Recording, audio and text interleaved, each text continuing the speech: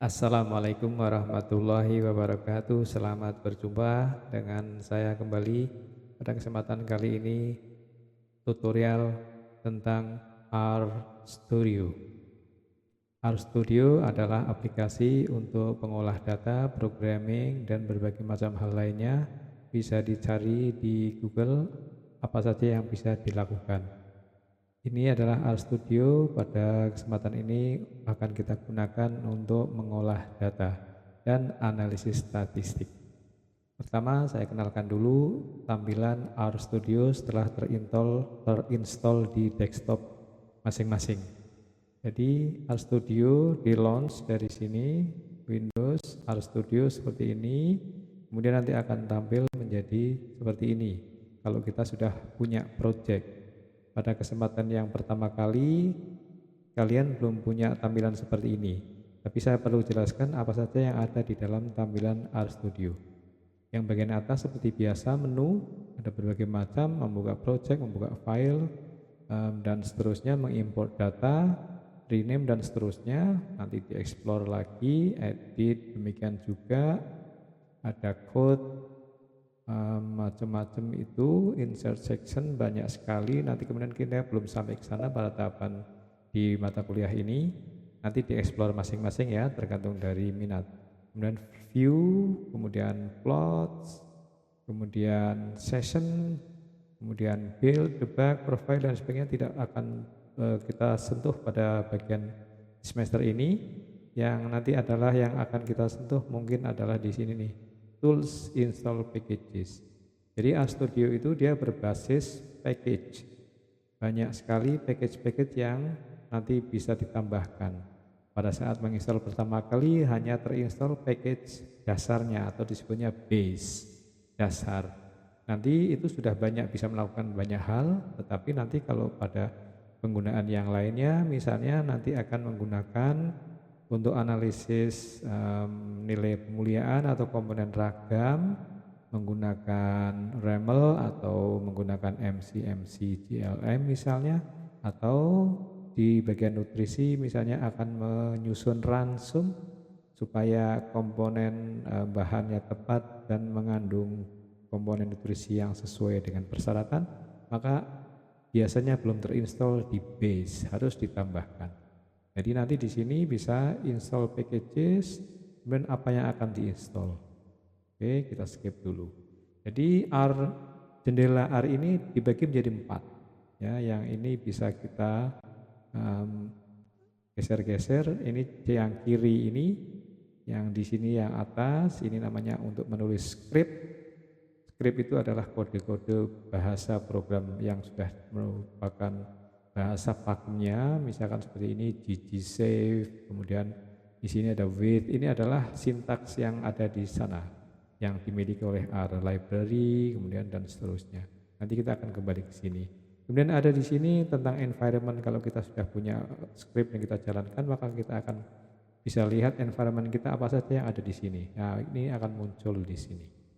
Kemudian kita beralih ke kanan, juga sama, ini bisa digeser-geser, ada 2. Yang ini adalah konsol adalah kita tempat melakukan menjalankan program.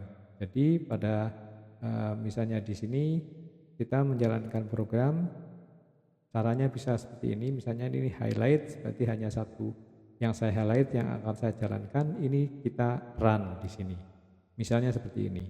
Nah, run itu sama dengan kita ngetik library mas, tapi kita sudah ngetiknya di script sini, jendela script. Jadi kalau kita menulis seperti ini, misalnya A sama dengan 7, B sama dengan 3. Nah, tanda lebih kecil strip ini mirip seperti sama dengan, ini adalah sintaks yang dipakai R untuk assign. Kalau kita mengassign sesuatu, angka 7 ini adalah nilai milik A, dan angka 3 ini adalah B, atau B sama dengan 3, A sama dengan 7. Maka berarti kita punya A itu 7, B itu 3. Maka kalau A plus B sama dengan seperti yang kalian tebak, 10. Nah, ini adalah jendela konsol. Ini adalah nanti kalau kita punya script yang banyak baris-barisnya, Kalau kita run semuanya, misalnya di sini, maka akan dieksekusi di sini. Misalnya seperti ini ya, ini saya ada 5 baris, saya run, termasuk ini misalnya. Sementara tahan dulu apa maknanya, intinya kita akan loading ke R apa yang komen kita tulis di script ini. Ini muncul di jendela konsol. Nah, di sini adalah plot yang window yang paling bawah kanan ini. Ini bisa kita maximize, kita bisa bagi dua, yang ini kita maximize, yang hilang, yang bawah hilang, atau kita bagi dua-duanya, atau seperti ini, atau seperti ini, atau seperti ini, tergantung dari kebutuhan nanti pada saat kalian menjalankan RStudio. Oke, ini adalah tentang tampilan RStudio. Bagaimana memulainya? Memulainya tentu saja jangan menginstall aplikasinya. Menginstall aplikasi tentu saja mendownload executable filenya. Kita misalnya akan mendownload RStudio for Windows. Kalau kebanyakan kita menggunakan Windows, kalau yang menggunakan operating system yang lain, silakan disesuaikan. Maka akan muncul seperti ini, kita nanti akan menginstall desktopnya, RStudio desktop, bisa juga langsung ke download RStudio. Ini, jadi RStudio itu adalah antarmuka dia, IDE ya, Integrated Development Environment. Jadi RStudio ini dia tampilan program yang intinya dia sebetulnya adalah menjalankan R. Nih, jadi the most popular coding environment for R. Jadi sebetulnya programnya di balik itu adalah R. Nah, kalau kita mendownload RStudio, nanti dia akan, kalau belum ada R di dalam komputer desktop atau laptop kalian, maka tidak bisa jalan. Akan ditanya nanti apakah sudah punya R, atau mungkin RStudio tidak menemukan R-nya. Sehingga nanti di sini download RStudio. Nah, oke ya, misalnya seperti ini, download RStudio. Maka kemudian di sini akan ditawarin. Satu, kalau belum punya R berarti harus install R, tentu saja harus download and install R-nya. Setelah itu nanti download RStudio. Jadi urutannya yang disarankan adalah menginstall atau mendownload R dulu, kemudian setelah itu baru mendownload dan menginstall RStudio. Oke, nah setelah itu nanti kita akan kembali lagi ke sini. Nah, di sini tadi sudah saya jelaskan, jendela ini adalah jendela script yang mirip dengan jendela konsol atau komen-komen yang akan kita run, tapi kita tidak langsung enter eksekusi, tapi kita tahan dulu dalam bentuk file script. Nah, ini awalnya adalah kosong seperti ini. Di sini kemudian apa? Tadi yang saya contohkan, misalnya di sini saya assign atau A diisi dengan angka 17, B akan saya isi dengan angka 3. Maka kalau kita menampilkan apa itu A atau berapa itu A, kita bisa seperti ini, print A, kemudian jadi ini dieksekusi dulu dengan run, dengan cara klik di sini kursornya boleh atau semuanya ya, tapi untuk latihan mulai dari sini saja. Kalau ini menunjukkan klip-klip di sini berarti baris 1, maka kalau kita run akan menjalankan hanya baris 1 di sini. Nah, di konsol akan jalan A, diambil angkanya diisi dengan 17. Yang ini 3. Maka kalau kita ingin lihat A-nya kita bisa menggunakan print A, atau kita ketik saja A, sama saja ya.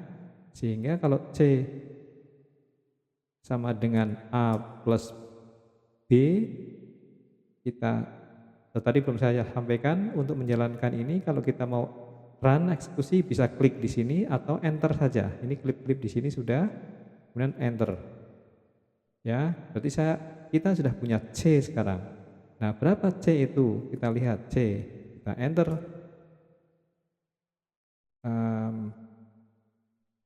Sebentar. Oke, print C.